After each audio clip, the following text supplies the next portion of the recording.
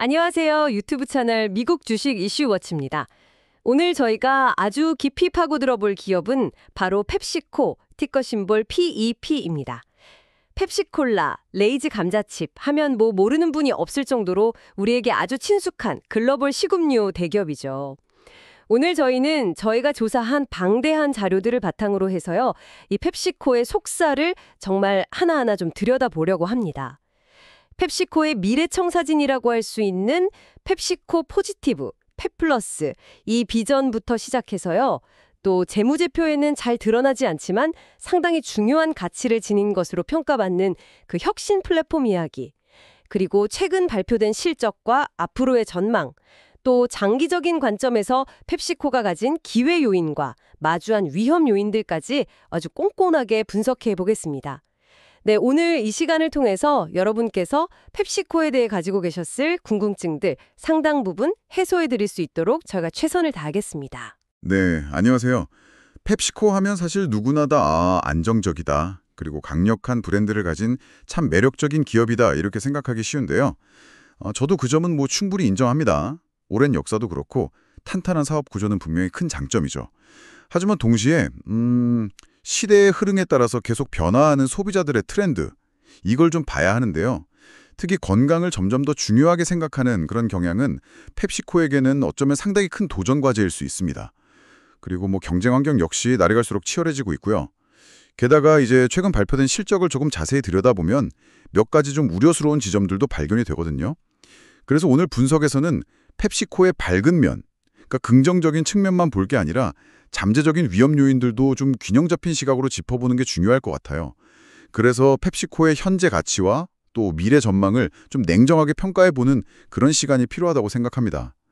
막연한 기대감보다는 조금은 신중한 접근이 필요한 시점이 아닌가 싶어요. 좋습니다. 그럼 먼저 펩시코가 구체적으로 어떤 사업들을 하고 있는지, 그리고 어떤 강점을 가지고 있는지 이런 기본적인 내용부터 차근차근 한번 살펴보죠.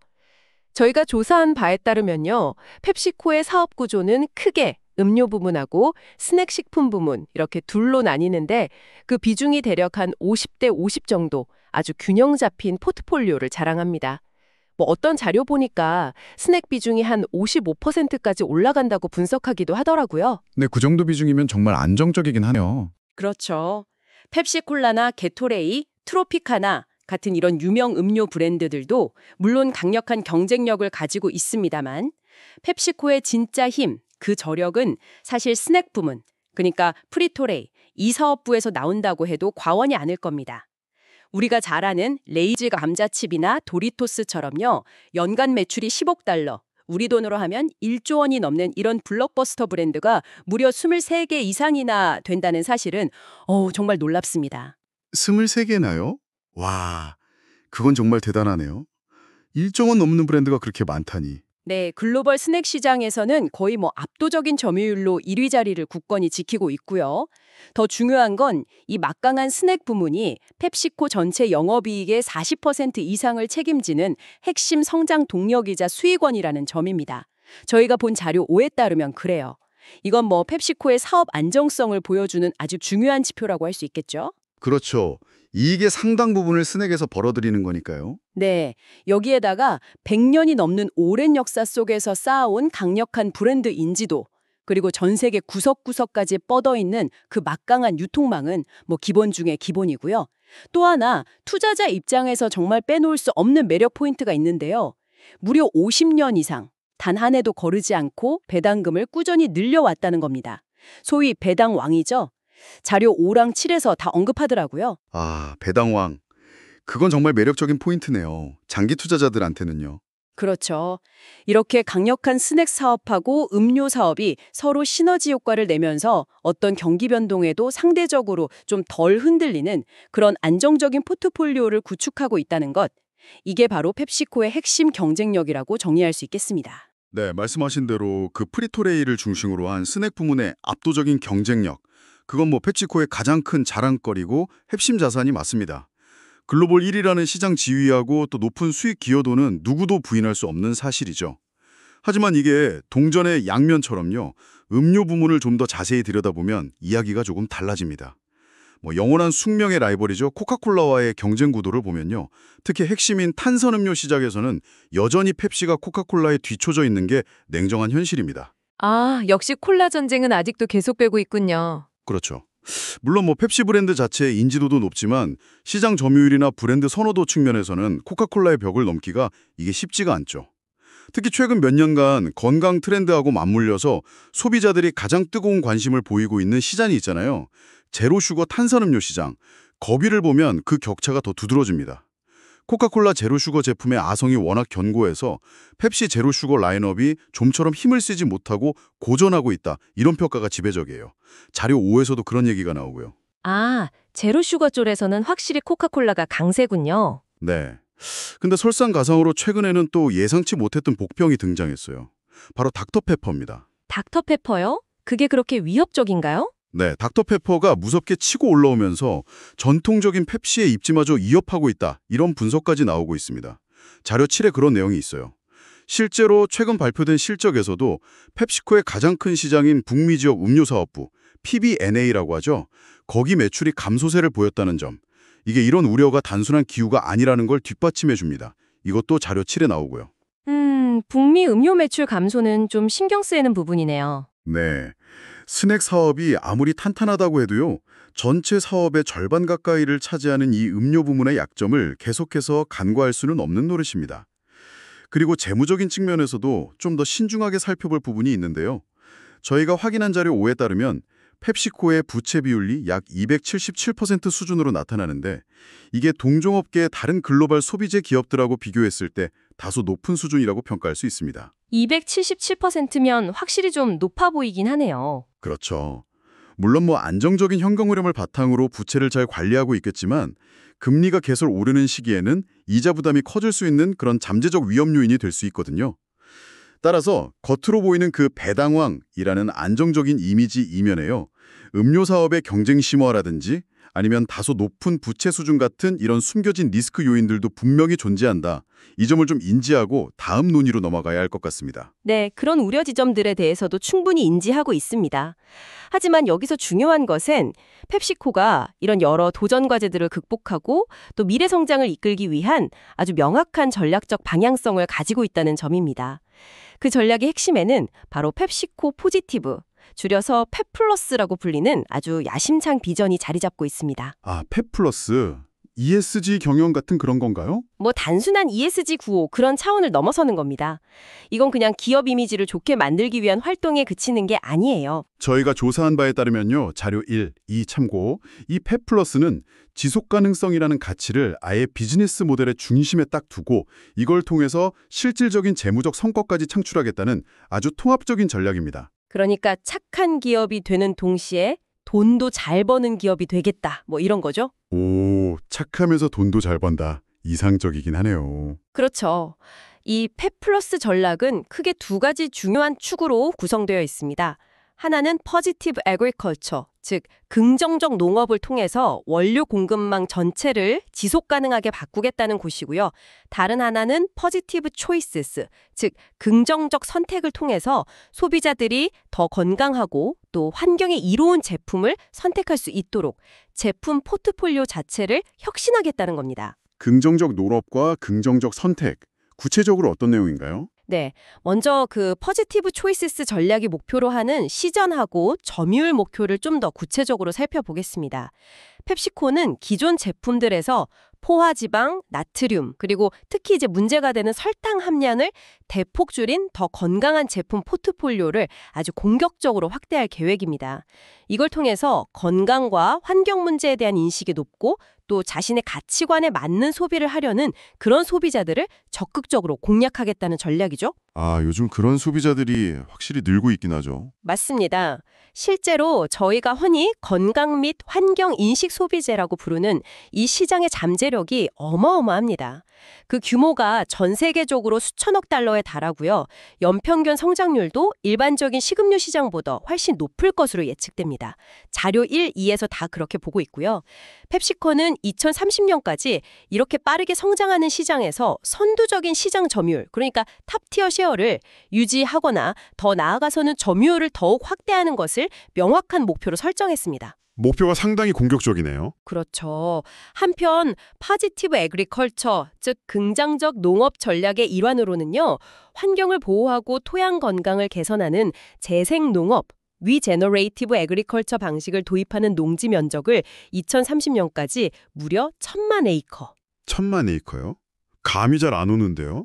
이게 약 4만 제곱킬로미터인데요. 우리나라 남한 면적의 약 40%에 해당하는 어마어마한 규모입니다. 와, 정말 엄청나네요. 네, 이건 단순히 좋은 일을 하겠다는 그런 선언적인 의미를 넘어서요.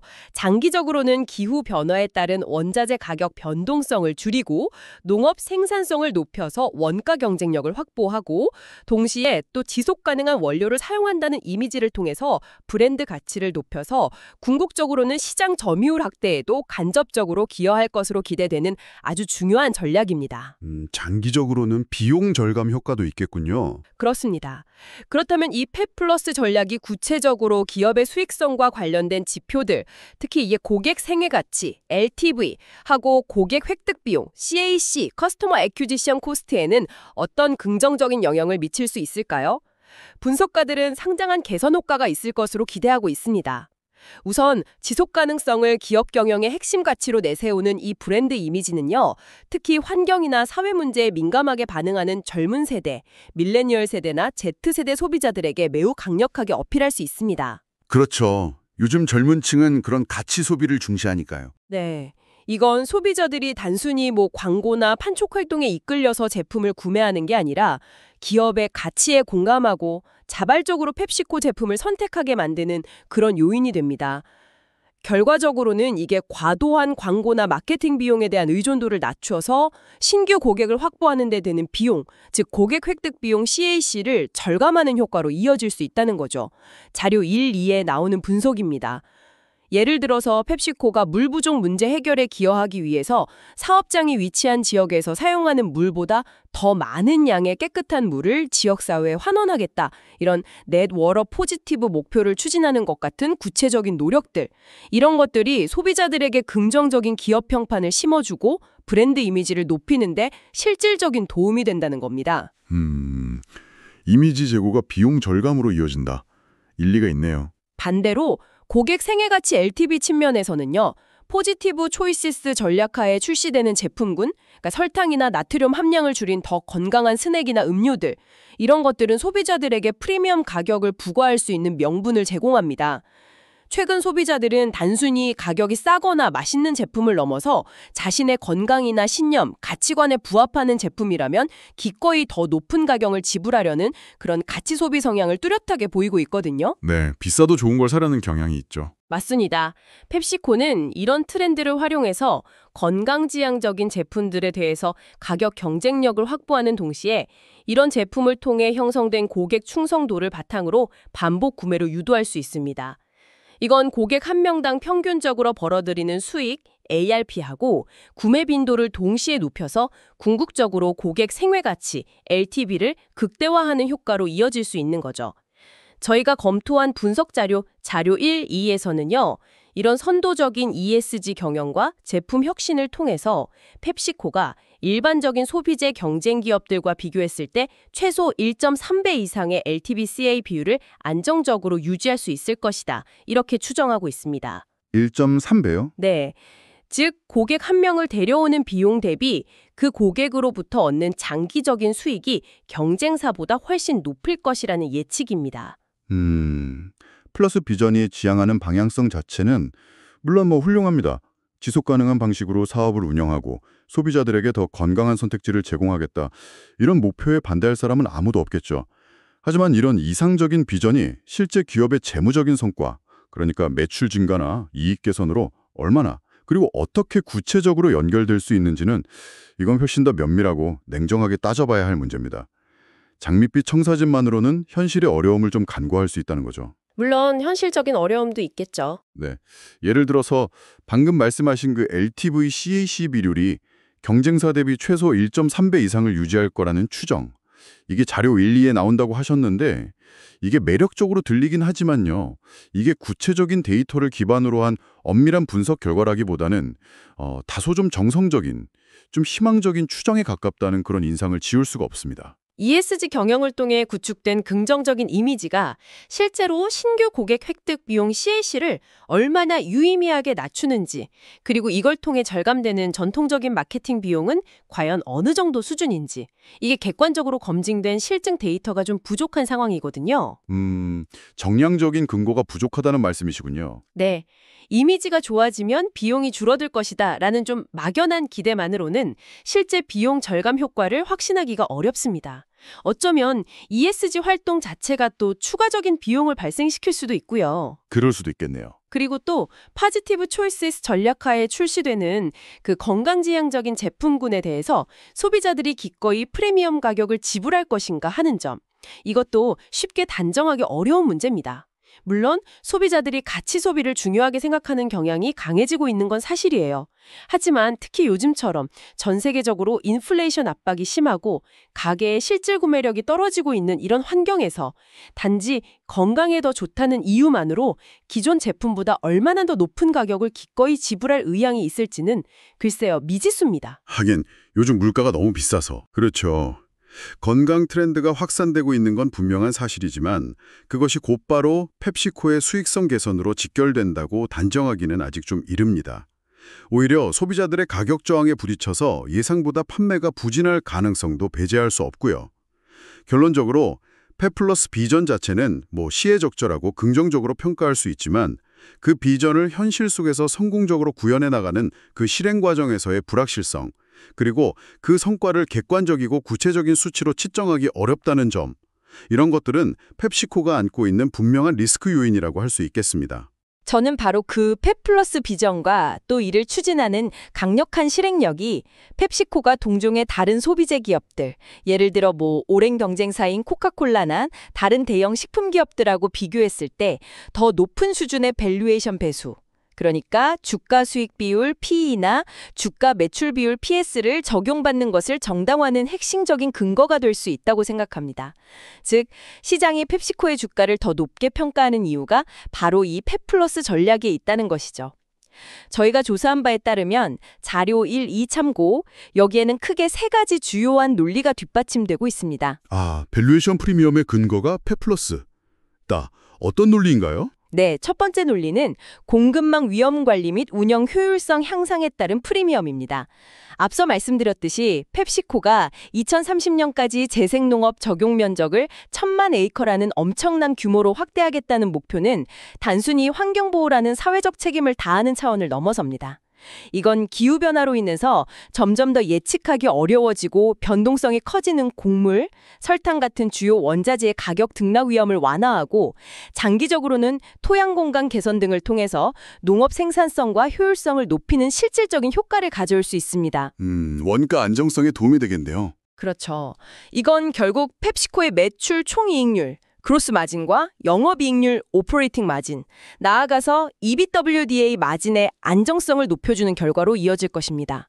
이렇게 예측 불가능한 외부 환경 변화, 특히 공급망 리스크에 대해서 상대적으로 덜 노출되어 있고 더 잘 대비하고 있다는 점, 이게 바로 그렇지 못한 다른 경쟁사들과 비교했을 때 펩시코가 더 높은 밸류에이션 프리미엄을 받을 충분한 자격이 있음을 시사하는 겁니다. 네, 공급망 안정성은 확실히 중요하죠. 두 번째 논리는 규제 환경 변화에 대한 선제적 대응 및 혁신을 통한 성장성 확보 프리미엄입니다.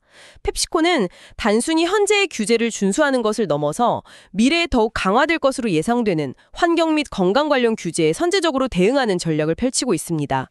예를 들어서 2040년까지 기업 운영 전반에서 발생하는 탄소 배출량을 넷 제로로 만들겠다는 목표나 2030년까지 제품 포장에 사용되는 신규 플라스틱, 벌진 플라스틱의 양을 절반으로 줄이겠다는 구체적인 목표 설정이 대표적입니다. 규제 리스크를 미리 관리한다. 네. 이건 앞으로 더욱 엄격해질 환경 규제 관련 리스크를 미리 관리하는 효과가 있는 거죠.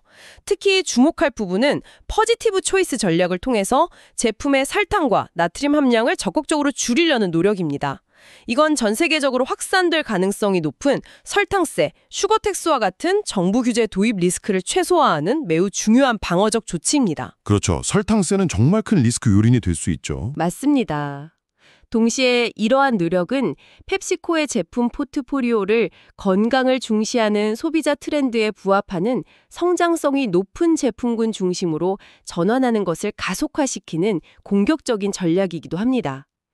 즉, 규제 리스크는 줄이면서 동시에 미래 성장 동력을 확보하는 그야말로 일석이조의 효과를 노리는 것이죠. 이는 펩시코의 장기적인 매출 성장률에 대한 시장의 기대치를 높이는 중요한 요인이 됩니다. 규제 회피와 성장 동력 확보, 두 마리 토끼를 잡는 전략이군요. 정확합니다.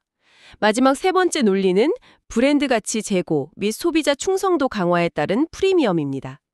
펩플러스 전략은 단순히 일회성 사회공헌 활동이나 마케팅 캠페인이 아니라 펩시코라는 기업의 핵심적인 브랜드 가치이자 정체성으로 자리매김하고 있습니다. 환경보호와 사회적 책임을 다하는 윤리적인 기업이라는 이미지는 특히 가치 소비를 중시하는 소비자들의 브랜드 충성도를 높이는 강력한 무형자산, 인텐지블 에셋으로 작용합니다. 네, 기업 이미지가 중요하니까요. 그렇죠. 이렇게 구축된 두터운 브랜드 충성도는 경기 침체나 불황기에도 소비자들이 경쟁사 제품 대신 펩시코 제품을 선택하게 만들고 심지어 약간의 프리미엄 가격을 지불하게 만드는 힘이 됩니다. 이것이 바로 펩시코가 다른 소비재 기업들보다 높은 주가 수익 비율 PE 배수를 유지할 수 있는 핵심적인 이유 중 하나라고 분석가들은 평가합니다. 따라서 펩시코는 안정적인 필수 소비재 기업이라는 전통적인 특성에 더해서 미래지향적인 ESG 경영과 혁신 전략을 선도적으로 추진하고 있다는 점을 종합적으로 고려할 때 전통적인 소비재 기업들의 평균적인 PE 배수보다 높은 수준, 구체적으로는 18배에서 22배 사이의 목표 PE 배수가 합리적이다. 이런 분석 자료 1, 2가 제시되고 있는 겁니다. 프리미엄을 받아야 한다는 논리 자체는 상당히 그럴듯하게 들립니다. 지속 가능 경영을 하고 규제에 선제 대응하고 브랜드 가치를 높이니까 더 높은 평가를 받아야 한다. 이런 주장은 일견 타당해 보이기는 하죠. 하지만 현실은 조금 더 복잡하고 냉정하게 봐야 합니다. 과연 그 논리가 실제 시장에서 통용될 수 있을 만큼 강력한지, 그리고 현재 주가 수준이 이미 그러한 기대감을 넘어선 것은 아닌지 이걸 좀 따져볼 필요가 있습니다. 어떤 점에서 그렇게 보시나요? 우선 그 분석 자료에서 제시된 목표 PE 배수인 18배에서 22배라는 범위, 이게 과연 현재 시점에서 적절한 수준인지 좀 의문입니다. 저희가 확인한 가장 최근 자료 5에 따르면요. 펩시코의 현재 주가 수익 비율, 그러니까 PE가 TTM 기준으로 이미 25배 수준에 달합니다. 이미 목표 범위를 넘어섰네요. 그렇죠. 이게 분석가들이 합리적이라고 제시한 목표 범위 상단인 22배를 훌쩍 뛰어넘는 상당히 높은 수치입니다. 이게 의미하는 바는 두 가지로 해석될 수 있는데요. 하나는 시장이 이미 펩플러스 비전과 그 잠재력에 대한 기대감을 현재 주가의 상당 부분, 어쩌면 과도하게 반영하고 있다는 것일 수 있고요. 다른 하나는 오히려 현재 주가가 고평가 상태에 있을 수 있다는 그런 논란의 여지가 있다는 겁니다.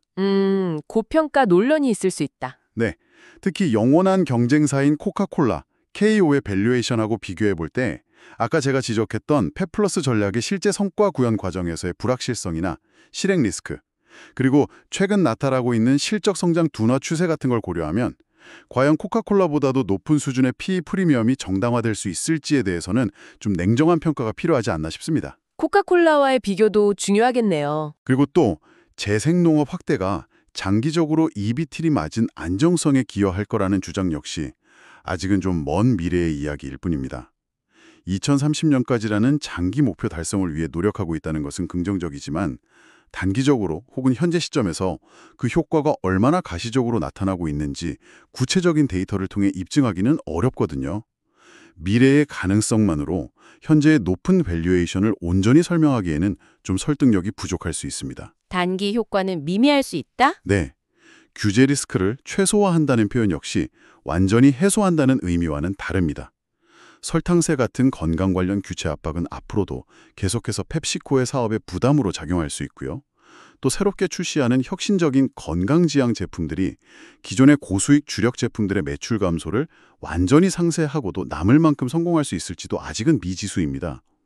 오히려 신제품 개발이나 마케팅 비용 증가로 단기적인 수익성이 악화될 가능성도 있고요. 신제품 성공 여부도 변수군요. 그렇죠. 마지막으로 펩 플러스 비전 추진으로 인해서 펩시코의 브랜드 가치가 실질적으로 얼마나 상승했는지를 객관적으로 측정하고 그것이 구체적으로 얼마만큼의 밸류에이션 프리미엄으로 정당화될 수 있는지에 대한 명확하고 설득력 있는 논의는 여전히 좀 부족합니다. 브랜드 이미지 개선 효과를 마케팅적인 측면 이상으로 정량화해서 기업 가치 평가에 반영하는 건 매우 어려운 작업이거든요. 현재로서는 다소 좀 추상적인 주장에 머무르고 있다는 한계점을 지적하지 않을 수 없습니다. 측정의 어려움, 일리 있는 지적이십니다. 하지만 펩시코를 분석할 때 또 흥미로운 점 중 하나는요. 재무제표, 그러니까 회사의 자산과 부채를 기록하는 그 대차 대조표상에는 명확하게 숫자로 드러나지 않지만 실제로는 상당한 가치를 지니고 있는 숨겨진 자산, 히든 에셋이 존재한다는 겁니다. 숨겨진 자산이요. 그게 뭔가요? 저희가 주목한 것은 바로 펩시코의 글로벌 혁신 플랫폼이라고 부를 수 있는 어떤 무형의 시스템입니다. 저희가 조사한 바에 따르면 자료 3참고 이건 단순히 연구개발, R&D 부서나 공급망 관리, 서플라이 체인 매니지먼트 부서를 지칭하는 게 아닙니다.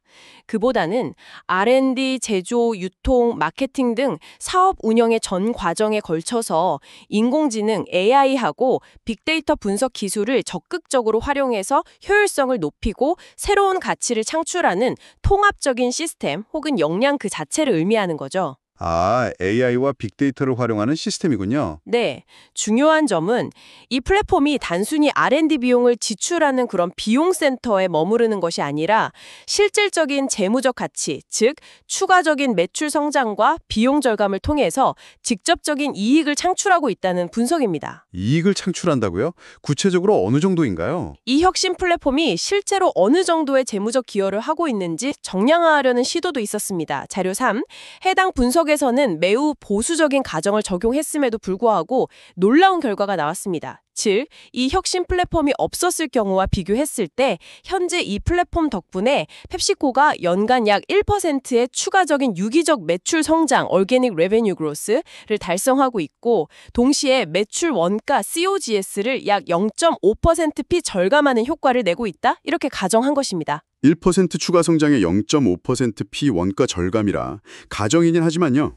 네, 가정이긴 합니다만 이 가정을 바탕으로 펩시코의 연간 매출 규모 약 915억 달러와 이익률 구조를 고려해서 계산해보면 이 혁신 플랫폼이 연간 약 11억 3천만 달러, 정확히는 11억 2,680만 달러에 달하는 추가적인 영업이익 기여 효과를 추정하고 있다는 추정이 가능합니다. 11억 달러면 엄청난 금액인데요. 그렇죠. 이게 펩시코가 매년 R&D 활동에 투자하는 총 비용이 약 8억 1천만 달러 정도인데 이걸 훨씬 상회하는 상당한 규모입니다. 이건 이 플랫폼이 단순히 미래를 위한 투자가 아니라 이미 현재 시점에서 직접적인 이익 창출원, 프로핏 센터로서 기능하고 있음을 강력하게 시사하는 결과라고 할 수 있습니다. R&D 비용보다 더 많은 이익을 낸다는 거군요. 네. 더 나아가서 이 글로벌 혁신 플랫폼은 펩시코에게 경쟁사들이 쉽게 따라올 수 없는 강력한 기술적 해자, 테크놀로지컬 모트, 즉 지속 가능한 경쟁 우위를 제공합니다. 기술적 해자요? 어떤 점에서 그렇죠? 그 이유는요. 펩시코는 지난 수십 년간 전 세계 수백 개 국가에서 수십억 명의 소비자들로부터 정말 방대한 양의 데이터를 축적해왔습니다. 여기에는 소비자들이 어떤 제품을 언제, 어디서 어떻게 구매하는지에 대한 구매 패턴 데이터, 어떤 맛과 향, 식감을 선호하는지에 대한 기호 데이터, 제품 포장이나 디자인에 대한 피드백 데이터 등 실로 어마어마한 양의 정보가 포함되어 있습니다. 데이터 자산이 엄청나겠네요. 맞습니다. 또한 식품과학 분야에서의 오랜 R&D 경험을 통해 축적된 독자적인 기술과 노하우 역시 중요한 자산이죠. 이런 방대한 데이터와 독점적인 노하우의 결합은 경쟁사가 단기간에 막대한 자본만 투입한다고 해서 쉽게 복제하거나 따라잡을 수 없는 펩시코만의 강력한 무기입니다. 분석자료 자료 3에서는 경쟁사가 현재 펩시코 수준의 데이터 기반 혁신 플랫폼과 이를 뒷받침하는 데이터 자산을 구축하려면 최소 5년 이상의 시간과 50억 달러 이상의 누적 투자가 필요할 것으로 매우 보수적으로 추정하고 있습니다. 5년에 50억 달러? 따라잡기 쉽지 않겠네요. 그렇죠. 특히 중요한 것은 데이터는 쌓이면 쌓일수록 그 가치가 기하급수적으로 증가하고 예측 정확도가 높아지는 데이터 학습 곡선 효과가 존재한다는 점입니다. 이는 시간이 지날수록 선발주자인 펩시코와 후발주자인 경쟁사 간의 격차가 더욱 벌어지게 만들어 후발주자가 이 격차를 좁히는 것을 더욱 어렵게 만드는 거죠.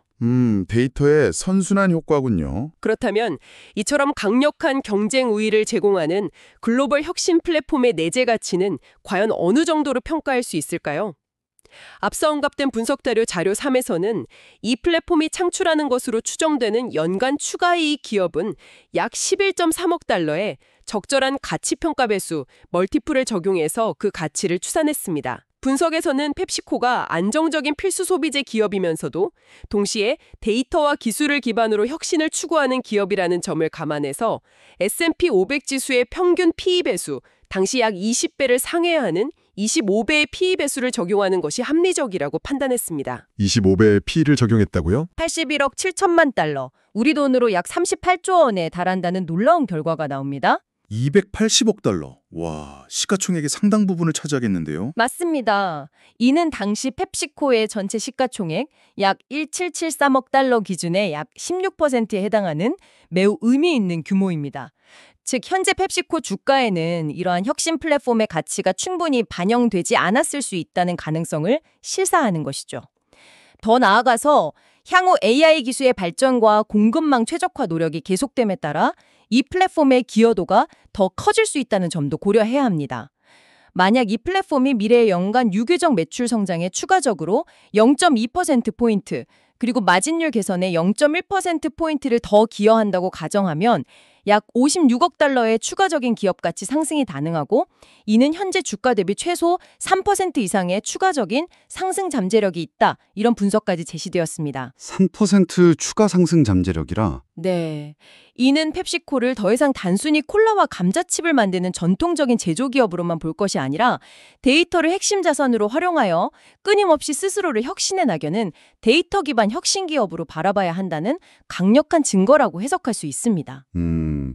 숨겨진 자산이라는 개념 자체는 투자자들의 흥미를 끌기에 충분히 매력적입니다. 기업의 가치를 평가할 때 재무제표에 명확히 드러나지 않는 브랜드 가치나 기술력 같은 무형자산의 중요성을 강조하는 것은 분명 의미 있는 접근 방식이죠.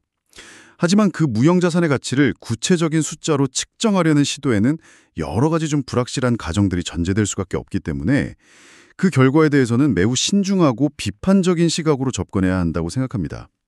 제시된 숫자의 화려함에 좀 현혹되어서는 안 된다는 말씀입니다. 네, 가정에 기반한 추정이니까요. 네. 예를 들어서 방금 설명하신 분석의 가장 핵심적인 가정, 즉 이 혁신 플랫폼이 연간 1.0%의 추가적인 유기적 매출 성장에 기여하고 동시에 매출 원가를 0.5%포인트 절감시킨다는 그 전제, 이건 어디까지나 분석가의 가정, 어썸션일 뿐입니다. 현실 세계에서 기업의 성과에 영향을 미치는 요인은 매우 다양하고 복합적이기 때문에 특정 플랫폼이나 기술의 순수한 기여도만을 다른 모든 요인들로부터 정확하게 분리해서 측정하는 것은 사실상 불가능에 가깝거든요. 그렇죠. 딱 떨어지게 분리하기는 어렵죠. 네. 이 핵심 가정의 타당성이나 정확성에 따라서 추정된 플랫폼의 가치, 아까 281억 7천만 달러라고 하셨죠? 그 가치는 그야말로 천문학적인 규모로 달라질 수 있습니다. 만약 실제 기여도가 가정보다 훨씬 작다면 이 숨겨진 자산의 가치는 크게 부풀려진 것일 수 있습니다.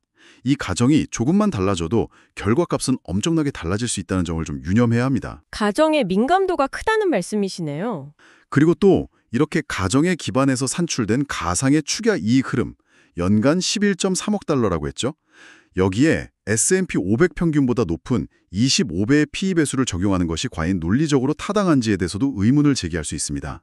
아까 저희가 논의했듯이 펩시코라는 기업 전체에 적용되는 현재 PE 배수가 이미 25배 수준으로 상당히 높은 상황입니다. 그런데 이 숨겨진 자산이 창출한다고 가정한 이익에 대해서 또다시 높은 배수를 적용하는 것은 이미 시장이 펩시코 전체에 부여하고 있는 밸류에이션 프리미엄과 중복되어 계산될 여지가 있습니다. 아, 중복 계산의 가능성이 있다. 네. 즉, 이 혁신 플랫폼의 가치는 이미 현재 주가와 실적의 상당 부분 녹아들어 반영되어 있을 가능성이 크다고 보는 것이 더 합리적인 해석일 수 있습니다. 새로운 가치를 발견했다기보다는 기존 가치를 다른 방식으로 설명하는 것일 수도 있다는 거죠. 이미 주가에 반영되어 있을 수 있다. 네. 또한 경쟁사들이 펩시코 수준의 데이터 및 혁신 역량을 따라잡는데 최소 5년의 시간과 50억 달러 이상의 투자가 필요할 것이라는 추정 자료 3. 역시 그 근거가 명확하지 않고 검증하기 어려운 주장입니다. 코카콜라를 비롯한 글로벌 경쟁사들 역시 AI와 빅데이터 기술의 중요성을 인지하고 있고요. 이 분야에 막대한 자금과 인력을 투자하면서 빠르게 추격하고 있습니다. 기술 발전의 속도가 워낙 빠르기 때문에 현재 펩시코가 누리고 있는 기술적 우위나 데이터 격차가 미래에도 계속해서 현재와 같은 수준으로 유지될 것이라고 단언하기는 어렵습니다. 경쟁사들의 추격도 무시할 수 없군요. 그렇죠. 어쩌면 저희가 생각하는 것보다 그 기술적 해자의 깊이가 얕거나 경쟁사들이 더 효율적인 방법으로 빠르게 격차를 좁혀올 수도 있다는 가능성을 항상 열어두어야 합니다. 따라서 281억 7천만 달러라는 구체적인 숫자는 투자자들의 관심을 끌기에는 충분히 매력적으로 보일 수 있지만 그 숫자를 만들어낸 근거가 되는 여러 과정들의 타당성에 대해서는 반드시 비판적인 검토와 질문이 필요하다고 생각합니다. 네, 아주 중요한 지적 감사합니다. 여러 가지 논쟁적인 부분들이 있지만 이제 가장 현실적인 부분, 바로 펩시코의 최근 실적과 앞으로의 전망을 좀 더 자세히 들여다볼 시간입니다. 여러 우려의 목소리에도 불구하고요, 자세히 살펴보면 펩시코의 저력과 회복 능력을 확인할 수 있는 긍정적인 신호들이 분명히 나타나고 있습니다. 저희가 조사한 2025년 1분기와 2분기 실적 발표 내용 자료 4와 더불어서 전반적인 기업 현황 자료들 자료 5, 7을 종합적으로 분석해보면 그렇습니다. 최근 실적 어떤 긍정적인 신호가 있었나요? 먼저 주목해야 할 부분은 바로 유기적 매출 성장입니다. 이 지표는 인수합병 M&A나 사업 매각, 그리고 환율 변동 같은 외부 요인을 제외하고 순수하게 기존 사업의 성과를 보여주기 때문에 기업의 근본적인 성장세를 판단하는 데 매우 중요하거든요. 펩시코는 최근 달러 강세로 인한 외환 시장의 역풍, 2분기 기준으로 마이너스 3.0%포인트 영향이 있었는데 이런 상당히 불리한 환경에 처해 있었음에도 불구하고요. 2025년 1분기에 유기적 매출이 전년 동기 대비 플러스 1.2% 성장하는 데 성공했습니다. 어려운 환경 속에서도 성장을 했군요. 네, 그리고 이러한 성장세는 2분기에 들어서 더욱 가속화되어서 플러스 2.1%를 기록했습니다. 자료 4에 나오는 내용입니다. 이러한 성장은 비록 핵심 시장인 북미 지역에서의 성장이 다소 주춤했지만 특히 유럽, 중동, 아프리카, EMEA 지역에서 플러스 7%, 그리고 라틴 아메리카 식품, 라탄 푸즈 부문에서 플러스 6%라는 매우 강력한 성장세를 보인 국제사업 부문의 호조 덕분이었습니다. 국제사업부가 잘했네요. 그렇죠. 또한 북미 지역에서도 부진했던 음료 사업의 실행력을 개선하기 위한 노력이 점차 성과를 보이고 있다는 분석도 있고요. 이러한 긍정적인 성장 추세는 펩시코가 연초에 제시했던 연간 실적 가이던스, 즉 낮은 한 자릿수의 유기적 매출 성장 목표를 충분히 달성할 수 있다는 가능성을 높여주는 매우 고무적인 신호라고 할 수 있습니다. 가이던스 달성 가능성이 높아졌다. 네. 수익성 관리 측면에서도 긍정적인 부분을 찾아볼 수 있습니다. 물론 2분기 실적 발표에서 일반 회계 기준 갭에 따른 영업이익은 록스타 에너지 드링크 브랜드와 관련된 대규모 자산 손상 차손, 임페어먼트 차즈 같은 이회성 비용 때문에 전년 동기 대비 무려 55.9%나 급감하는 충격적인 모습을 보이긴 했습니다. 네, 그 영업이익 감소폭은 정말 컸죠. 하지만 투자자들이 기업의 본질적인 수익 창출 능력을 판단하기 위해 더 주목하는 핵심 지표, 즉 구조조정 비용이나 자산 손상 차손 같은 일회성 요인을 제외한 핵심 주당 순위 코어 EPS, 이게 2분기에 2.12달러를 기록하면서 시장의 예상치였던 2.03달러를 상회하는 양호한 성과를 보여주었습니다. 이것도 자료 4에 나옵니다. 핵심 EPS는 예상을 웃돌았군요. 네, 이건 일회성 악재에도 불구하고 핵심 사업의 수익성은 견조하게 유지되고 있음을 의미하는 거죠. 또한 펩시코 경영진은 2분기 실적 발표 컨퍼런스 콜에서 2025년 상반기 누계 기준으로 핵심 영업이익률이 전년 동기 대비 60bp, 즉 0.6%포인트 개선되었다고 밝혔습니다. 이것도 자료 4 내용이고요. 이는 원가 상승 압박 속에서도 펩시코가 지속적으로 추진해온 비용 효율화 및 생산성 향상 노력이 꾸준히 성과를 내고 있음을 보여주는 매우 중요한 증거입니다. 마진 개선은 좋은 소식이네요. 그렇죠. 약 40%에 달하는 높은 자기자본 이익률, ROE 이것도 자료 5에 나오는데 이건 역시 펩시코가 주주의 자본을 활용해서 얼마나 효율적으로 이익을 창출하고 있는지를 보여주는 긍정적인 지표입니다. 네, ROE도 상당히 높군요. 이러한 최근의 긍정적인 흐름을 바탕으로 앞으로 펩시코의 실적이 더 좋아질 수 있다는 긍정적인 시나리오, 불 케이스를 충분히 그려볼 수 있습니다. 저희가 검토한 분석 자료 4에서는 다음과 같은 가능성을 제시하고 있습니다. 만약 하반기에도 유럽, 라틴 아메리카 등 국제시장에서의 견조한 성장세가 계속 이어지고 동시에 최근 다소 부진했던 북미 사업 부문, 특히 음료 사업이 성공적으로 턴어라운드에 성공한다면 펩시코의 연간 유기적 매출 성장률은 현재 시장의 예상을 뛰어넘어서 4% 이상으로 가속화될 수도 있다는 겁니다. 4% 이상 성장이라 상당히 긍정적인데요. 네, 이 경우 단순히 제품 가격 인상, 프라이싱에 의존하는 성장이 아니라 실제 판매량 증가가 성장을 견인하는 더욱 건강한 성장 구조를 갖추게 될 것입니다. 여기에 앞서 언급된 비용 절감 및 생산성 향상 효과까지 더해진다면 핵심 주당 순이익 코어 EPS는 펩시코가 제시한 연간 가이던스, 그러니까 2024년 수준인 8.16달러를 유지하는 것, 이것을 상회해서 8.45달러 수준까지 도달할 가능성도 조심스럽게 제기되고 있습니다. 긍정적인 지표들도 분명 존재하지만 동시에 저희가 간과해서는 안 될 우려스러운 부분들도 명확하게 존재합니다. 빛이 밝을수록 그림자도 짙어지는 법이죠. 현실을 좀 직시할 필요가 있습니다. 어떤 우려 사항들이 있을까요? 우선 투자자들이 최종적으로 받아보는 그 보고된 실적, 갭 기준 실적 자체는 상당히 부진한 모습을 보였다는 점을 지적하지 않을 수 없습니다. 유기적 매출은 성장했다고 하지만 환율 효과하고 M&A 영향을 포함한 실제 보고된 순매출, 갭넷 레버뉴는 2025년 1분기에 전년 동기 대비 마이너스 1.8% 감소했고요. 2분기에도 플러스 1.0% 증가에 그치면서 매우 미미한 성장을 보였습니다. 자료 4에 다 나와 있죠. 아, 보고된 매출은 부진했군요. 네, 외환 시장의 영향이 점차 완화되고 있다고는 하지만 여전히 전체 실적에는 상당한 부담으로 작용하고 있는 모습입니다. 특히 아까 말씀드렸듯이 2분기 갭 기준 영업이익이 록스타 자산 손상차손이라는 일회성 요인 때문이라고는 해도 전년 동기 대비 무려 55.9%나 급감했다는 사실은 투자자들에게 상당한 충격으로 받아들여질 수 있습니다. 이건 향후에도 예상치 못한 일회성 비용 발생 가능성에 대한 우려를 낳게 하고요. 일회성 비용 리스크? 그렇죠. 또한 2분기 갭 기준 매출 총이익률, 그로스 마진은 전년 동기 대비 130bp, 즉 1.3%포인트 하락했습니다. 자료 4. 이건 원자재 가격 상승이나 인건비 증가 같은 원가 상승 압박이 여전히 해소되지 않고 있음을 시사하는 부정적인 신호입니다. 마진 압박이 여전하다는 거군요. 네, 수익성 압박과 성장 한계에 대한 우려 역시 단지 2분기만의 문제가 아니라 지속적으로 제기되고 있는 부분입니다. 1분기 실적에서도 판매비 및 일반 관리비, SG&A가 예상보다 크게 증가하면서 영업이익률이 하락하는 모습을 보였었거든요. 더 중요하게 봐야 할 점은 펩시코 경영진이 2024년 연간 유기적 매출 성장률 가이던스를 연초에 제시했던 4% 수준에서 낮은 한 자릿수, 로우 싱글 디짓로 하향 조정했다는 사실입니다. 이건 자료 5에 나오는 내용이죠. 아, 가이던스를 하향 조정했었죠. 네, 이건 경영진 스스로도 단기적인 성장 전망을 보수적으로 보고 있다는 신호로 해석될 수 있습니다.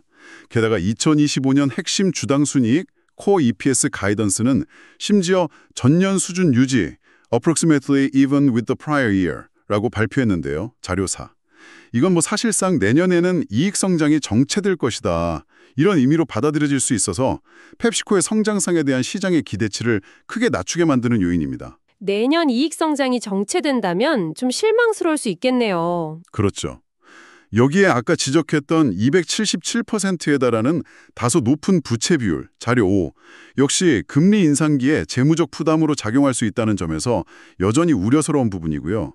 이러한 우려 요인들을 종합적으로 고려하면 펩시코의 실적이 예상보다 더 나빠질 수 있다는 부정적인 시나리오, 베어 케이스 역시 충분히 염두에 두어야 합니다.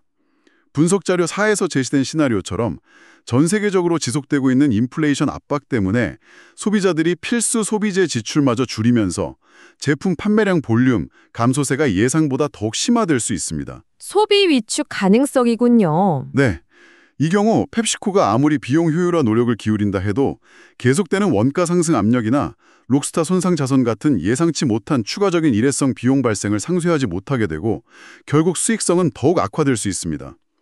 최악의 경우 유기적 매출 성장률이 1% 미만으로 떨어지거나 심지어 마이너스 성장을 기록하고 핵심 주당 순위 코 EPS는 경영진의 가이던스 8.16달러를 크게 밑도는 7.50달러 수준까지 하락할 위험도 배제할 수 없다는 분석입니다. EPS가 7.5달러까지 떨어질 수도 있다고요? 네, 그럴 위험도 있다는 거죠. 베어 케이스.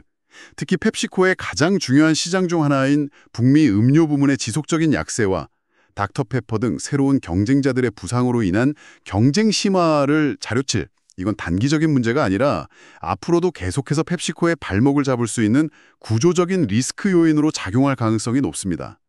따라서 곧 발표될 예정인 2025년 3분기 실적, 10월 9일 예정이죠. 자료 7. 여기서 이러한 우려들이 현실화될지 아니면 긍정적인 반전의 실마리를 보여줄 수 있을지 좀 예의주시해야 할 것입니다. 네, 3분기 실적이 상당히 중요하겠네요. 저희가 살펴본 자료들 중에는요, 실제 일어난 일은 아니지만 투자자들에게 시사하는 바가 큰 흥미로운 가상 시나리오 분석 자료 6도 있었습니다. 만약에 펩시코가 최근 2분기 실적을 발표하면서 동시에 시장의 예상을 깨고 1억 달러 규모의 자사주 매입 계획을 깜짝 발표했다고 가정해 봅시다. 그리고 그 결과로 펩시코의 주가가 단 하루 만에 무려 19%나 급등했다고 가정했을 때 이러한 주가 급등의 배경, 그 의미를 분석한 내용입니다. 1억 달러 매입에 주가가 19% 급등이요? 좀 비현실적인 가정이긴 하네요. 네, 그렇죠. 물론 이건 현실에서 일어난 사건이 아니라 분석을 위한 가상의 설정입니다.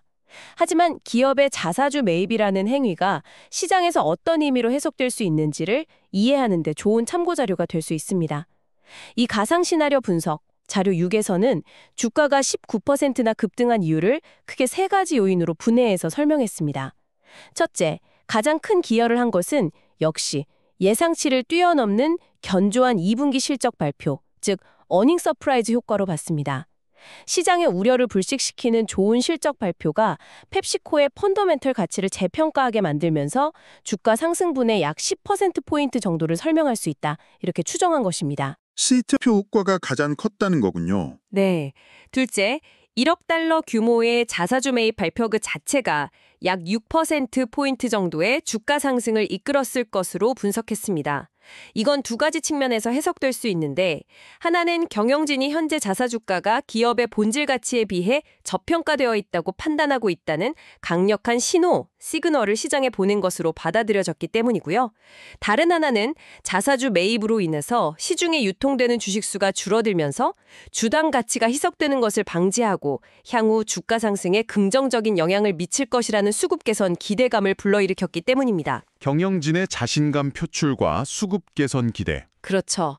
마지막으로 실적 발표와 함께 제시된 견조한 연간 실적 가이던스 유지나 핵심 사업인 스낵 부문의 지속적인 성장 전망 등 기타 긍정적인 요인들이 나머지 3%포인트 정도의 주가 상승에 기여했을 것으로 추정했습니다. 네, 요인 분해는 그렇게 했군요. 물론 냉정하게 보면 펩시코의 거대한 시가총액, 자료 분석 당시 기준으로 약 194억 달러, 우리 돈으로 260조 원 이상이죠. 이걸 고려할 때 1억 달러 규모의 자사주 매입은 전체 발행 주식수 대비 약 0.05% 수준에 불과한 매우 작은 규모입니다. 따라서 이 자사주 매입이 직접적으로 주당 순이익 EPS를 끌어올리는 효과, 즉 EPS 증가 효과, 어크리션은 연간 기준으로 환산해도 약 0.05% 정도로 거의 무시할 수 있는 수준일 것으로 계산되었습니다. 그렇죠. 1억 달러면 정말 작은 규모죠. EPS 효과는 거의 없겠네요. 네, 여기서 분석이 강조하는 핵심 포인트는 자사주 매입의 재무적인 효과 그 자체보다는 경영진이 시장 참여자들을 향해 우리 회사 주식에 현재 싸다고 생각한다는 강력한 메시지, 즉 신호를 보냈다는 점입니다. 특히 최근 실적이 다소 부진하고 시장에 우려가 존재하는 상황에서 경영진이 자사주 매입이라는 카드를 꺼내든다는 것은 회사의 미래 현금 흐름 창출 능력에 대한 자신감과 기업의 본질적인 펀더멘탈에 대한 확신을 시장에 보여주는 매우 긍정적인 행동으로 해석될 여지가 크다는 것입니다. 아, 우리 주식 싸다는 신호 효과. 네, 더욱이 펩시코는 전통적으로 안정적인 배당금 지급 및 증가를 주주환원의 가장 중요한 정책으로 삼아왔기 때문에 자료 57, 이러한 상황에서 추가적인 자사주 매입을 단행한다는 것은 더욱 강력한 저평가 신호 또는 미래 성장에 대한 자신감의 표현으로 받아들여질 수 있다는 분석입니다. 따라서 이 가상 시나리오 분석에서는 이러한 경영진의 자신감 표명, 즉 경영진 신뢰 프리미엄, 매니지먼트 컨피던스 프리미엄을 반영해서 기존에 산출된 목표 주가에 추가적으로 5%의 프리미엄을 적용하는 것이 타당하다는 결론을 내렸습니다. 그래서 가상 시나리오상의 수정된 목표 주가로 166.16달러를 제시했었죠. 네, 그 분석 내용은 자사주 매입의 신호 효과라는 측면을 잘 설명해주고 있지만 다시 한번 강조하지만 어디까지나 가상 시나리오에 기반한 추정이라는 점을 명확히 인지해야 합니다. 현실 세계와는 상당한 거리가 있을 수 있다는 점을 반드시 염두에 두어야 합니다. 네, 가상 시나리오라는 점을 명심해야죠. 우선 시나리오의 설정 자체가 현실성이 상당히 떨어진다는 점을 지적하고 싶습니다. 1억 달러 규모의 자사주 매입 발표만으로 펩시코처럼 시가총액이 2천억 달러에 육박하는 초거대 기업의 주가가 단 하루 만에 19%나 급등한다는 것은 실제로는 거의 불가능에 가까운 일입니다. 1억 달러는 펩시코의 규모에 비하면 상대적으로 매우 작은 금액이며 시장에 미치는 직접적인 영향은 훨씬 제한적일 가능성이 높습니다. 19% 상승은 정말 극단적인 가정이긴 했죠. 그렇죠. 따라서 주가 상승 기여도를 실적 효과 10% pp, 자사주 매입 효과 6% pp, 기타 요인 3% pp 등으로 구체적인 수치까지 제시하며 분해한 건 역시 분석 보고서를 작성한 분석가의 주관적인 판단과 추정이 강하게 반영된 결과일 뿐 객관적인 근거나 과학적인 분석이라고 보기는 어렵습니다. 분석가의 주관이 개입될 수밖에 없겠군요. 그리고 경영진 신뢰 프리미엄이라는 명목으로 목표 주가의 5%의 가산점을 부여하는 건 역시 상당히 자의적인 해석의 여지가 많습니다. 시장은 경영진의 자사주 매입 발표를 항상 긍정적인 신호로만 받아들이는 것은 아니거든요. 물론 회사가 저평가되었다고 경영진이 판단한다는 긍정적인 해석도 가능하지만 반대로 회사가 더 이상 성장 잠재력이 높은 새로운 투자처를 찾지 못해서 남아도는 현금으로 자기 회사 주식이나 사들이는 것 아니냐와 같이 성장에 대한 자신감 부족의 신호로 해석할 수도 있습니다. 아, 그렇게 부정적으로 해석될 수도 있겠네요. 네, 실제로 펩시코는 이미 2024년 한 해 동안 총 82억 달러 규모의 자본을 주주에게 환원할 계획이며 여기에는 이미 10억 달러 규모의 자사주 매입 계획이 포함되어 있습니다. 이건 자료 5에 나오는 내용이고요. 이건 이번 가상 시나리오에서 설정된 1억 달러보다 훨씬 큰 규모입니다. 이미 10억 달러 매입 계획이 있었군요. 의미를 부여하고 심지어 목표 주가의 5%의 프리미엄까지 얹어주는 것은 다소 과장된 해석일 수 있습니다. 오히려 이미 발표된 대규모 주주 환원 계획의 일부를 집행하는 정도로 해석하는 것이 더 합리적일 수 있습니다. 이제 좀 더 긴 호흡으로 펩시코가 장기적인 관점에서 마주하고 있는 구조적인 리스크 요인들과 동시에 잠재적인 기회 요인들을 정량적으로 분석해 보겠습니다. 제가 먼저 리스크 측면을 좀 더 강조해서 말씀드리겠습니다. 여러 분석가들이 공통적으로 지적하는 펩시코의 가장 큰 장기 리스크는 역시 앞서 여러 차례 언급되었던 소비자들의 건강 트렌드 변화와 이와 관련된 정부의 규제 강화 움직임입니다. 특히 설탕 함량이 높은 탄산음료나 과자류에 대한 부정적인 인식이 확산되고 이에 대한 규제가 구체화될 경우 펩시코의 핵심 사업은 상당한 타격을 받을 수 있습니다. 건강 트렌드와 규제, 이게 가장 큰 리스크군요. 네, 저희가 검토한 분석 자료 9에서는 이러한 리스크의 잠재적 파급력을 평가하기 위해 상당히 비관적인 최악의 시나리오, 월스트 케이스 시나리오를 가정하여 스트레스 테스트를 진행했습니다. 그 시나리오는 바로 미국이나 유럽 등 펩시코의 주요 시장에서 현재 일부 지역에서 시행되고 있는 청량음료에 대한 설탕세, 슈가텍스가 전면적으로 확대 도입되고 동시에 정부가 기업들에게 음료 및 스낵 제품의 설탕 함량을 현재 수준보다 일률적으로 20% 이상 강제로 감축하도록 규제하는 상황을 가정한 것입니다. 설탕세 확대에 강제 감축까지 정말 최악의 시나리오네요. 그렇죠. 이처럼 강력한 설탕 규제 스트레스 테스트 시나리오 하에서 펩시코가 받을 수 있는 재무적인 충격은 어느 정도일까요? 분석 자료 9는 다음과 같이 추산했습니다. 우선 소비자들이 설탕 함량이 높은 제품을 기피하게 되고 설탕세 부과로 인해 제품 가격이 상승하면서 판매량이 감소하여 연간 전체 매출액이 약 3.5%, 금액으로는 약 32억 달러 규모, 이게 감소할 수 있다고 예측했습니다. 매출이 3.5%나 감소한다고요? 네, 여기에 그치지 않고 기업이 직접 부담해야 하는 설탕세 비용과 설탕을 대체할 인공 감미료 사용 및 제품 레시피 변경 등에 따른 추가적인 연구개발 및 생산 비용 증가까지 고려하면 펩시코의 연간 순이익은 무려 15%에서 20%까지 급감할 수 있다는 충격적인 분석 결과가 나왔습니다. 순이익이 15에서 20% 급감. 이건 정말 심각한데요. 네, 이러한 이익 감소는 단순히 기업의 수익성 악화에만 그치는 것이 아닙니다. 투자자들의 투자 심리를 극도로 위축시키고 펩시코의 성장 전망에 대한 의구심을 증폭시켜서 주식시장에서 적용받는 주가 수익 비율, PE 멀티플 자체의 하락, 즉 디레이팅을 유발할 수 있습니다. 주당 순이익 EPS의 절대적인 하락과 함께 적용되는 밸류에이션 배수, PE 멀티플까지 동시에 하락하게 되면 펩시코의 적정 주가는 현재 수준 대비 최대 25에서 30%까지 심각한 하방 압력을 받을 수 있다는 것이 이 스트레스 테스트의 결론입니다. 주가가 25에서 30% 하락할 수도 있다. 정말 큰 리스크네요. 네, 이건 펩시코의 현재 핵심 사업 모델 자체에 대한 근본적인 위협 요인이 될 수 있음을 강력하게 시사하는 결과입니다. 여기에 더해서 아까 잠깐 언급되었던 GLP-1 계열 비만 치료제의 사용 확산, 자료 7. 이건 역시 장기적으로는 고칼로리 스낵이나 고당류 음료에 대한 소비자들의 갈망 자체를 줄여서 소비 패턴에 부정적인 영향을 미칠 수 있는 또 다른 잠재적 리스크 요인으로 고려해야 합니다. 아, 비만 치료제의 영향도 있군요. 네, 이처럼 펩시코가 직면한 장기적인 리스크 요인들을 기업의 가치 평가, 밸류에이션에 보다 객관적으로 반영하기 위해서 분석 자료 9에서는 리스크 조정 할인율, RADR, Risk Adjusted Discount Rate라는 개념을 활용했습니다. 기업의 미래 현금 흐름을 현재 가치로 환산할 때 사용하는 할인율, 디스카운트 레이트에 해당 기업이 가진 특수한 리스크를 반영해서 조정하는 방식인데요. 분석에서는 먼저 펩시코의 기본적인 자본 조달 비용, 즉 가중평균 자본 비용, WACC를 약 7%에서 8% 수준으로 추정했습니다.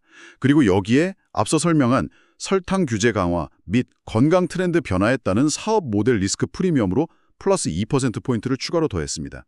리스크 프리미엄을 2%나 더했다고요? 네, 이건 펩시코의 미래 현금 흐름의 불확실성이 다른 일반적인 기업보다 더 높다고 평가하는 것을 의미하며 결과적으로 더 높은 할인율, 최종 RADR 9.5%를 가정했죠. 이걸 적용하게 만들어서 기업 가치 평가에 하방 압력을 가하는 효과를 냅니다.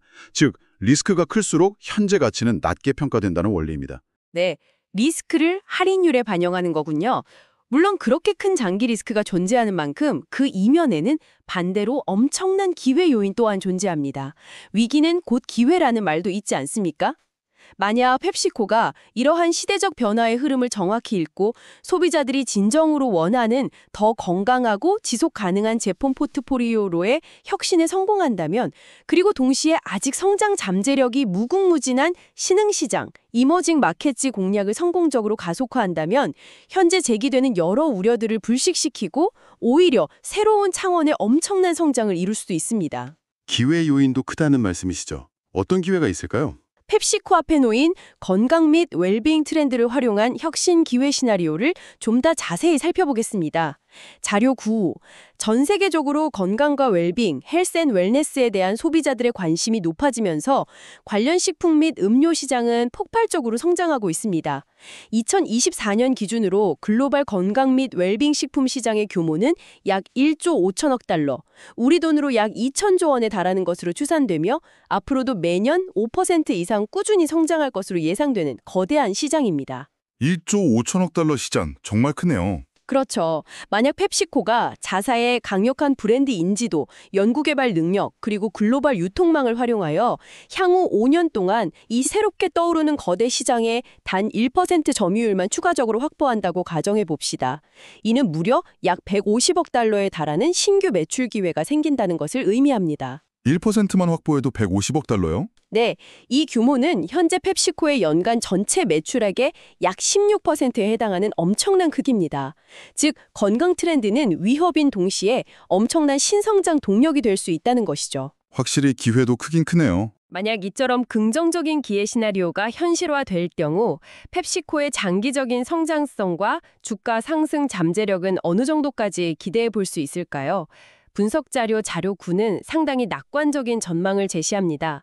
우선 펩시코의 연평균 매출 성장률 CAGR이 기존의 안정적인 필수 소비재 기업의 평균 수준인 약 5%에서 건강 및 웰빙 제품군의 고성장에 힘입어 8% 수준까지 높아질 수 있다고 예측합니다.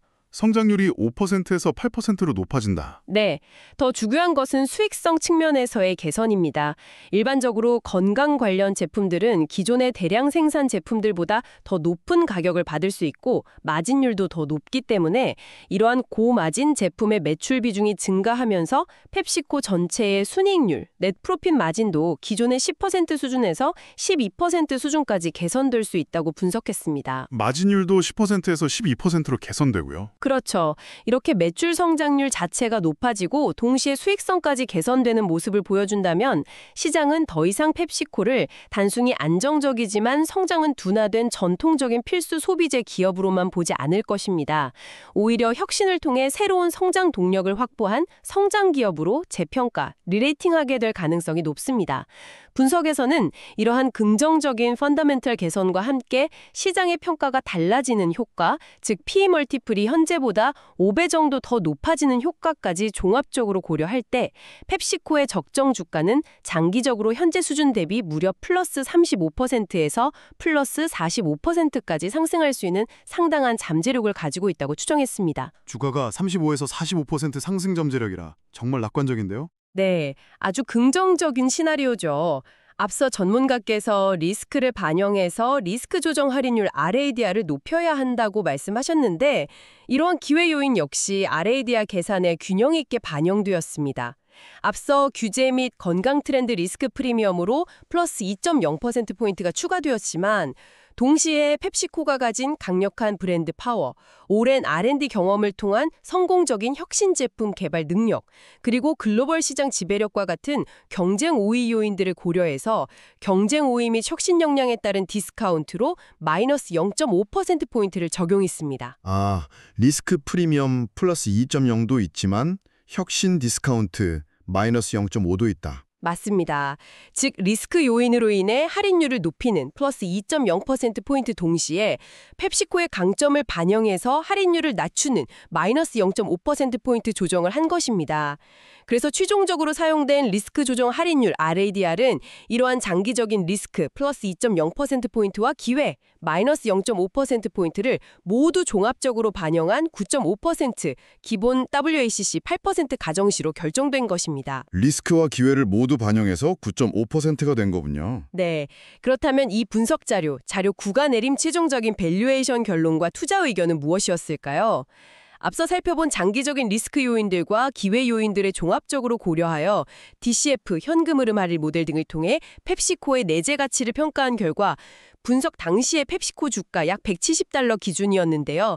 이게 여전히 내재 가치 대비 약 10%에서 15% 정도의 상승 여력이 남아있다고 판단했습니다. 10에서 15% 상승 여력이 있다. 네, 이를 목표 주가로 환산하면 대략 $187에서 $195 수준이 됩니다. 이러한 분석 결과를 바탕으로 해당 자료는 펩시코에 대한 투자 의견으로 중립적 비중 확대, 어큐뮬레이트를 제시했습니다. 어큐뮬레이트면 적극 매수는 아니지만 긍정적이긴 하네요. 그렇죠. 이게 지금 당장 공격적으로 매수하라, buy라는 의견보다는 한 단계 낮은 수준이지만 hold보다는 긍정적인 의견입니다. 즉, 현재 주가가 아주 매력적인 수준은 아닐 수 있지만 장기적인 성장 잠재력을 고려할 때 만약 앞으로 주가가 앞서 논의된 규제 리스크나 실적 우려 등으로 인해 일시적으로 하락하는 경우가 발생한다면 그때마다 꾸준히 분할 매수해서 비중을 늘려나가는 전략이 유효하다는 의미로 해석할 수 있겠습니다. 네, 주가 하락 시 분할 매수 전략이군요. 저희가 살펴본 자료들 중에는요. 실제 투자자들이 펩시코에 대한 투자를 실행하는 과정에서 참고할 만한 매우 실용적인 프레임워크도 있었습니다. 바로 펩시코의 분기별 실적 발표 결과에 어떻게 체계적으로 대응할지를 미리 계획해 놓은 일종의 투자 체크리스트 및 액션 플랜 자료 8입니다. 아, 실적 발표 대응 체크리스트요. 흥미롭네요. 네. 물론 이 분석 자료 자체는 2025년 2분기 실적 발표가 있기 이전 시점에서 작성된 것이기 때문에 과거 시점의 분석입니다. 하지만 이 프레임워크는 앞으로 여러분께서 펩시코의 다음 분기 실적 발표를 접하시거나 관련 뉴스를 접했을 때 어떤 지표들을 중요하게 살펴봐야 하고 그 결과를 바탕으로 어떤 투자 결정을 내릴 수 있을지 판단하는 데 매우 유용한 사고의 틀, 멘탈 모델을 제공해 줄 수 있습니다. 과거 자료지만 활용 가치가 있겠네요. 네, 이 투자 체크리스트는 펩시코의 실적을 평가하는 데 있어서 가장 중요하다고 판단되는 5가지 핵심 변수, 키 베리어블을 먼저 설정하고 있습니다. 첫째는 앞서도 중요하게 다뤘던 유기적 매출 성장률이고요. 둘째는 펩시코의 가장 큰 시장이자 최근 부진했던 북미 음료 사업부인 PBNA의 매출 성장률. 셋째는 투자자들이 가장 주목하는 수익성 지표인 핵심 주당순이익 성장률. 넷째는 회사가 제시하는 연간 실적 가이던스의 변화 여부, 상향, 유지 또는 하향. 마지막 5째는 회사가 추가적인 비용 효율화 또는 생산성 향상 계획을 발표하는지 여부입니다. 유기적 성장, 북미 음료, 핵심 EPS, 가이던스, 비용 효율화, 핵심 지표들이네요. 그렇죠. 그리고 이 5가지 핵심 변수 각각에 대해서 실적 발표 결과가 나왔을 때 이를 평가할 수 있는 구체적인 기준, 즉 불, 긍정적 시나리오, 베이스, 기본 예상 부합, 배어, 부정적 시나리오별 기준 수치를 명확하게 제시했습니다.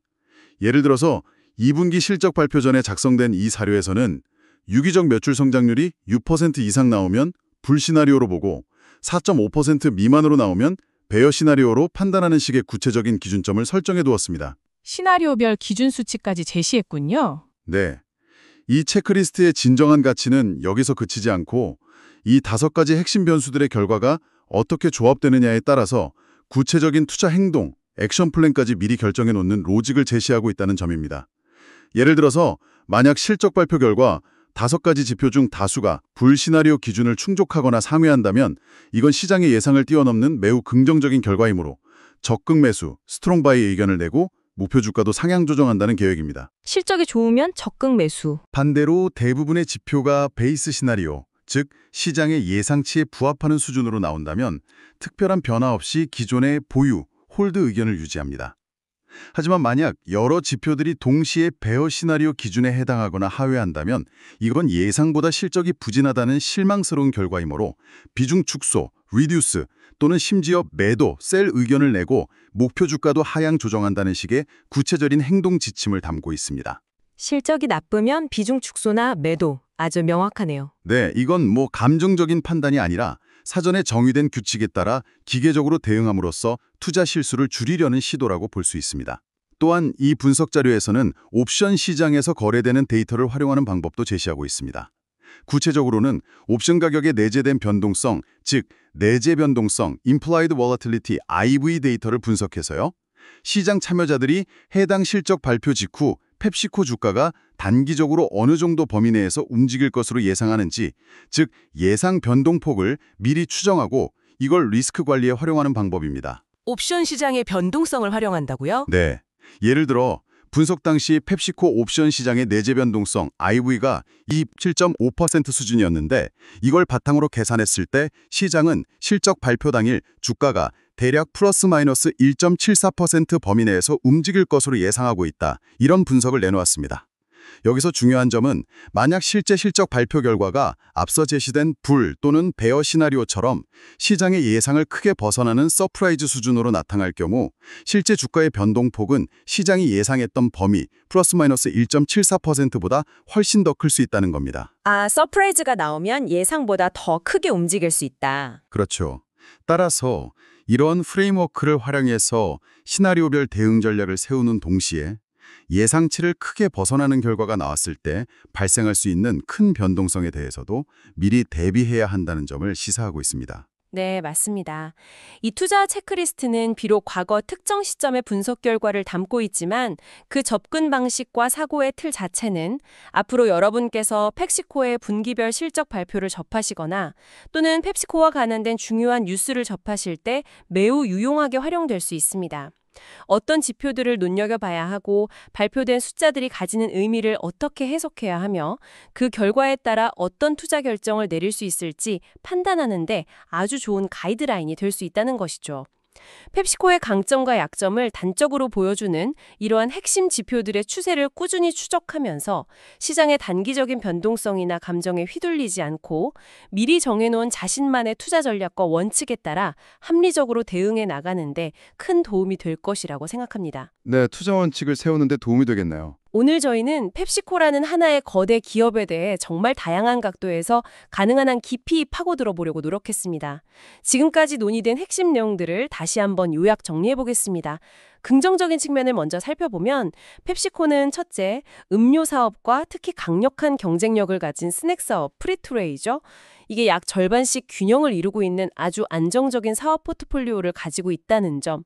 둘째, 레이즈, 도리토스, 펩시콜라 등 연간 매출 10억 달러가 넘는 블록버스터 브랜드를 23개 이상 보유하고 있는 막강한 브랜드 파워를 가지고 있다는 점. 네, 브랜드 파워는 정말 대단하죠. 셋째, 무려 50년 이상 배당금을 꾸준히 늘려온 대표적인 배당왕으로서 투자자들에게 매력적인 안정적인 현금 흐름을 제공한다는 점.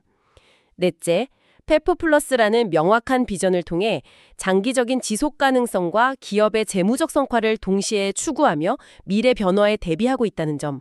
페프 플러스 비전도 중요하고요. 다섯째, 재무제표에는 잘 드러나지 않지만 R&D와 데이터 분석 역량을 기반으로 한 글로벌 혁신 플랫폼이라는 강력한 숨겨진 자산 가치를 가지고 있다는 점. 그리고 마지막으로 최근에 어려운 거시경제 환경과 경쟁 심화 속에서도 핵심 사업의 유기적 매출 성장세를 회복시키는 저력을 보여주었다는 점 등 여러 가지 긍정적인 투자 포인트를 가진 매력적인 기업이라고 종합해 볼 수 있겠습니다. 네, 긍정적인 측면들을 잘 요약해 주셨네요. 반면에 저희가 신중하게 고려하고 앞으로 계속 주시해야 할 요인들도 분명히 존재했습니다. 부정적인 측면 또는 리스크 요인을 요약해보면 다음과 같습니다. 첫째, 오랜 경쟁사인 코카콜라에 비해 상대적으로 약한 음료 부문의 경쟁력, 특히 성장성이 높은 제로 슈거 시장에서의 뚜렷한 열세와 최근 닥터페퍼와 같은 새로운 경쟁자들의 부상으로 인한 시장 점유율 하락 압력. 음료 사업의 약점. 둘째, 야심차게 내세운 페프 플러스 비전이 과연 구체적인 재무 성과 개선으로 얼마나 효과적으로 이어질 수 있을지에 대한 불확실성 및 실제 실행 과정에서의 여러 가지 리스크 요인들. 셋째, 현재 주가 수익 비율 PE 배수가 이미 25배 수준으로 동종업계 대비 높은 편이어서 추가적인 밸류에이션 상승 여력이 제한적일 수 있다는 점과 잠재적인 고평가 논란 가능성. 밸류에이션 부담도 있고요. 넷째, 전 세계적으로 확산되고 있는 건강 트렌드 변화와 이에 따른 설탕세 도입 등 정부의 규제 강화 움직임이라는 실질적이고 구조적인 장기 리스크 요인. 다섯째, 숨겨진 자산으로 평가된 혁신 플랫폼의 가치 측정 방식이 여러 가지 검증되지 않은 가정에 크게 의존하고 있어서 그 신뢰성에 의문이 제기될 수 있다는 점. 숨겨진 자산, 가치 측정의 불확실성.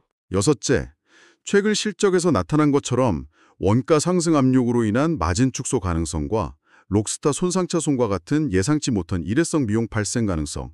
그리고 마지막으로 회사가 제시한 단기적인 실적 가이던스가 다소 제한적이어서 성장성에 대한 시장의 기대치를 낮추게 만들 수 있다는 점 등입니다. 네, 리스크 요인들도 명확하게 짚어주셨습니다. 결국 펩시코는 수십 년간 쌓아온 탄탄하고 안정적인 사업 기반 위에서 빠르게 변화하는 시장 환경과 소비자들의 요구에 발맞춰 끊임없이 적응하고 혁신하며 장기적인 기업 가치를 만들어 나가려는 노력을 계속하고 있는 거대한 기업입니다. 오늘 저희가 함께 짚어본 여러 가지 리스크 요인들을 앞으로 펩시코가 어떻게 효과적으로 관리하고 극복해 나갈 것인지, 그리고 동시에 건강 트렌드와 기술 혁신이라는 거대한 기회를 어떻게 성공적으로 포착하여 현실적인 성장으로 만들어낼 수 있을지가 앞으로 펩시코의 미래 주가 향방을 결정짓는 가장 중요한 관전 포인트가 될 것입니다. 단기적인 주가 변동성보다는 기업의 본질적인 가치와 안정성, 그리고 꾸준한 배당 성장을 중요하게 생각하는 인내심 있는 장기 투자자들에게는 여전히 매력적인 투자 선택지가 될 수 있겠습니다. 네, 장기적인 관점이 중요하겠네요. 깊이 이해하고 현명한 투자 결정을 내리시는데 조금이나마 도움이 되었기를 진심으로 바랍니다.